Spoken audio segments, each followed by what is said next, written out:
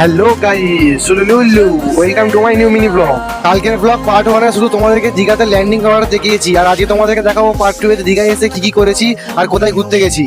সবথেকে প্রথমে আমাদের হোটেলের রুমটা দেখে নাও, একদম পরিষ্কার আর পরিচ্ছন্ন। ট্রিপের প্রথমে একদম পুরো জমে গেল। তারপরে আবার কি বেশি দেরি না করে চলে গেলাম হাফ প্যান্ট আর গেঞ্জি পরে দীঘার সমুদ্রতে। আর এখান থেকে দীঘার সমুদ্রের একবার ভিউটা দেখো, জাস্ট ওয়াও। Nice. সমুদ্র থেকে সোজা হোটেলের সুইমিং পুলে লাফ, এমন এন্ট্রি দিলাম মনে হচ্ছিল অলিম্পিকের ডাইভিং কম্পিটিশনে নেমে গেছি। क्या बात है सर, क्या बात है सर। বিকালবেলা রেডি সেটি গোহে বেরিয়ে পড়েছিলাম ঢেউসাগর মেলার উদ্দেশ্যে। মেলায় এন্ট্রি মারার পরে দেখলাম এখানে বাচ্চাদের জন্য পার্ক করা আছে আর গেমিং রুম আছে। আর সমুদ্রের পাড়ে ঠান্ডা ঠান্ডা হাওয়া চলছিল বলে আমি পুরো সাইয়ারা হয়ে গেছিলাম।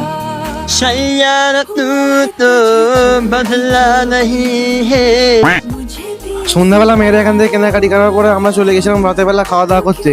আর রাতের বেলা মুভি দেখতে দেখতে শুয়ে পড়েছিলাম। পরের দিন সকালবেলা ঘুগনি আর লুচি খেয়ে বেরিয়ে পড়েছিলাম বাড়ির উদ্দেশ্যে।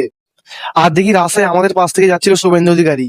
জানালার পাশে বসে আমি বাইরের দিকে দেখছিলাম, আর ওয়েদারটা দেখি মাশাআল্লাহ খুবই সুন্দর। আর বলতে না বলতেই শুরু হয়ে গেল ঝমঝম করে বৃষ্টি। আর এই বৃষ্টি ভরা বিকেল নিয়ে আমরা ফিরলাম বাড়ি, আর আজকের ব্লগটা এখানেই শেষ করলাম।